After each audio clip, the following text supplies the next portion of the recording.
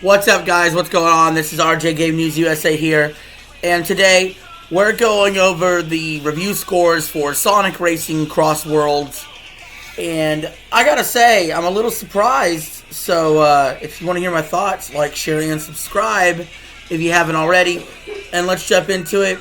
It got an 83 on Metacritic, 46 positive, 5 mixed reviews, no negative. I'm shocked because honestly, I might be the most negative on this game on the planet Earth because I played the beta test and it was so awful to me that I decided not to buy the game.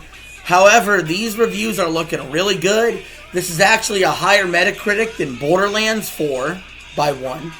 And it's actually approaching Mario Kart World's Metacritic, which is their direct competition. So let's see what reviewers are saying. I will say there's no perfect scores. Surprising. It's an 83 on Metacritic. Even like games that score barely an 80, you'll see a perfect score there, here or there.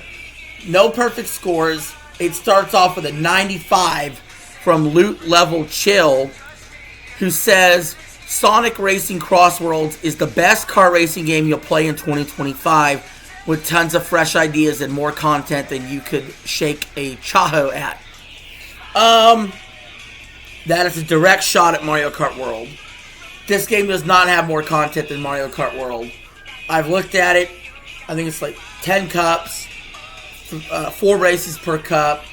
Mario Kart World, on the face of it, has more cups, more races, and the open world. So that's just a bullshit lie.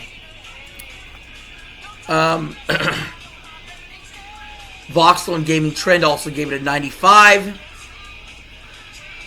Critical Hits, The Outer Haven, Sierra Gamer, and Combo Infinito gave it a 90. And how about IGN with a 90 here? That's a surprise. Saying Sonic Racing Crossworlds fires on all cylinders with a fantastic roster of 24 of my favorite hedgehogs, foxes, echindas, and more. The lineup of 24 main tracks and 15 cross-world tracks is the best design selection we've ever gotten in a Sonic racing game. Guys, I believe Mario Kart World also got a 9 out of 10 from IGN. Correct me if I'm wrong, maybe they got an 8. How about the Gamer, PlayStation Universe, Tech Radar, all with 90s. Same with Game & Mobile, Game & Bolt, Movies and Tech, Game Blast, all 90s. Video Chums with an 89, saying Sonic Racing Crossworlds features some of the best track variety in the genre, as well as some visceral driving experiences that you seamlessly take to the skies, water, and road. Geez, I think Mario Kart 7 did that, right? Sky, water, and road. That sounds a lot like Mario Kart. Games.ch with an 86 says Sonic Racing Crossworlds is Sega's ambitious new entry in the kart racing game, combining familiar mechanics with deep vehicle customization and a wide variety of race modes. While drifting requires more skills than in competitors. Anyway. CG Magazine with an 85. Sonic Racing Crossworlds is pure kart racer that feels more like a return to form for the series and a fun kart racing experience regardless of your affinity with the blue hedgehog. So we'll say it's definitely getting lauded as the best Sonic racing game at the very least. PSX Brazil and Noisy's Pixel also with an 85. Game Informer with an 85, saying Sonic Racing Crossworlds offers some exciting twist on the tried and true kart racing formula, making for a streamlined experience that wastes no time getting you into the action, though there's substantially less content and replayability than its primary competition. Yes, that's what I was saying earlier. It has a lot less content than Mario Kart World. I'll say when it comes to the whole cross-world mechanic, where each lap you're going on a different track from a different lap from a different track, I would say it's okay. It's not like it's reinventing the wheel or anything. I mostly had a problem with how the game felt. Miu PlayStation with an 81, saying Sonic Crossworlds strikes a fine balance between fun and challenge, allowing each player to adjust the level of competitiveness according to their style, whether it's racing casually or fighting for every corner in pursuit of victory. COG Go Connected with an 80, saying Sonic Racing Crossworld is a fast-paced, energetic racer that captures the speed and spirit of the blue blur. I heard a lot of negatives. Gamers Radar and Gamers RD with an 80. And how about Hobby Consolus with an 80, saying, with Sonic Racing Crossworld, Sonic Team delivers its most dazzling entry yet. A game that puts fun first for players of all ages, whether casual fans or seasoned racers. A bit more content could have elevated it further. Again, goes back to my content issue there. It's a slight content issue. I don't think it's a horrible on its content. But I do think anybody that said earlier, like Loot Level Chili, that it has more content than Mario Kart World is full of shit. And by the way, my favorite Sonic Racing game is Sonic Racing Transformed, and it still is Sonic Racing Transformed. VGC with an 80, saying Crossworlds is a brilliant karting game with satisfying handling. No. A fun portal mechanic and useful customization options. Yeah, I totally disagree with VGC on satisfying handling. That handling is the reason why I'm not playing that game. Flatly. I played the fucking beta. The handling is not good. Push Square with an 80, saying some small gripes aside, Crossworlds is a rock-solid kart racer that carves its own path. The dimension-hopping races are fun, varied, and fast, and the robust customization allows players to really tinker. This customization is not as robust as they act like it is. It's really not, guys. Y'all are acting like this customization is like the deepest customization ever. It's just not. This is fucking blowing smoke up your ass. Dual Shockers with an 80. In a space where Mario Kart has been the only kart racer worth talking about for what feels like eons, Sonic Racing Crossworlds stands tall, has a worthy competitor. No, it don't. No, it don't. A worthy alternative.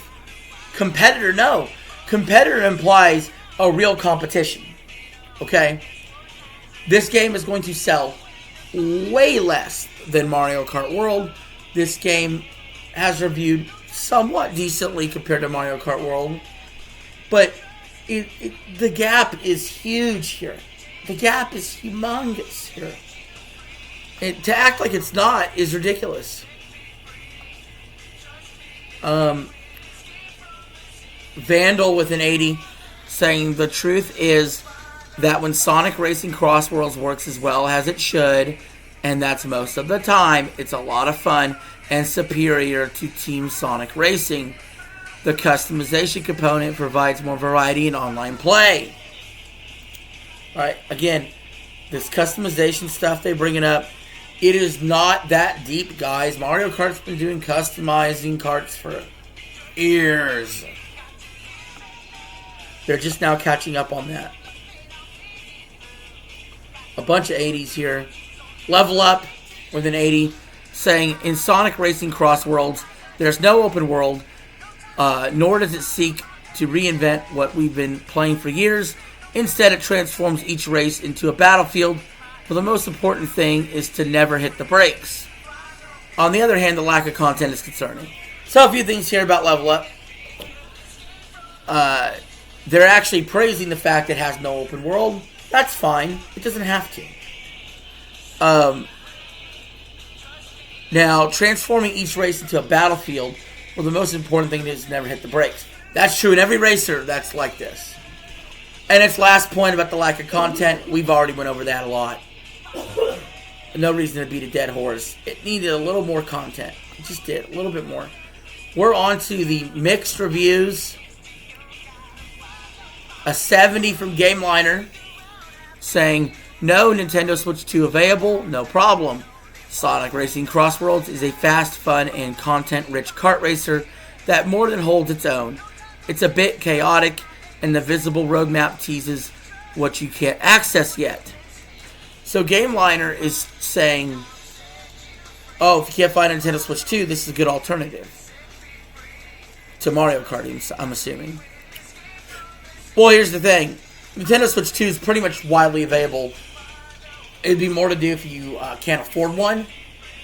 But again, I probably wouldn't sink $70 into this game if you're trying to stay up for a Switch 2, because you're never going to make it there if you're spending $70 on a game like this.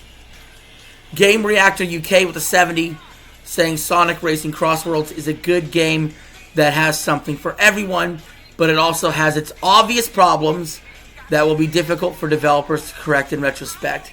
Yes, it's obvious problems. Now, I do think Game Reactor UK did a poor job of explaining what those obvious problems are, but apparently they thought it was so obvious that everybody should know it, but they're the only ones that have brought it up. I think they're talking about the handling.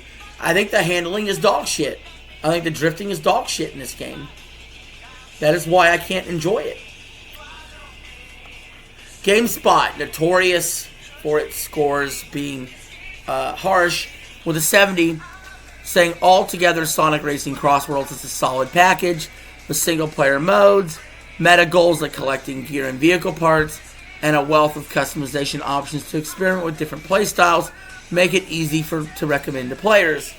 Didn't hear a lot of negative there for a 70 review. IGN Deutschland with a 70, saying Sonic Racing Crossworlds is a game of extremes, initially causing frustration with its chaotic races, sensory overload, and often unfair item system. However, players who push through the steep learning curve will be rewarded with uncompromisingly fast and rewarding gameplay. Maybe that's my problem, right?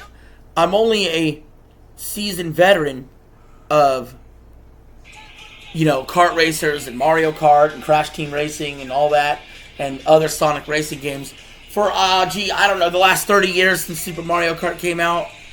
So, it's just a matter of, just get good at it. Just a good game, bro.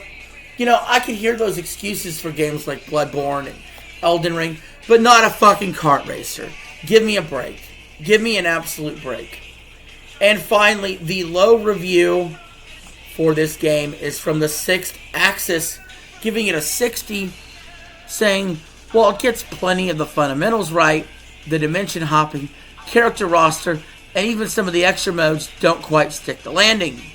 Sonic Racing Crossworlds isn't the best karting game out there, and 13 years on from Sonic and All-Stars Racing, it's not even as good as those games. I agree. The Sixth Axis is about where I sit with this game. I would actually rate it below a 60. When I played the demo, the battle test for it live on air, I gave it like a 3, bro. A fucking 3. And I think Scooter gave it a 0. It didn't feel fun at all. It felt off. Something felt off. Maybe I'll try it again in the future.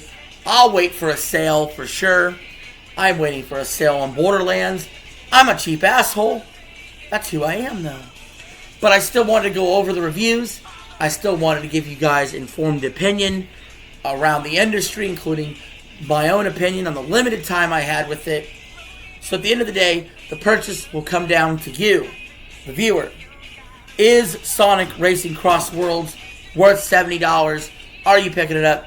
Have you already played it? Are you already having fun with it? Did you enjoy the beta? Let me know in the comments below. Thank you for watching this video. Hit the like on the way out. Again, subscribe if you are new to the channel and you haven't subscribed. Subscribe. We do gaming news. We do rants. We do gaming live streams, mostly Madden right now. We do top 10 lists. We test food out on stream.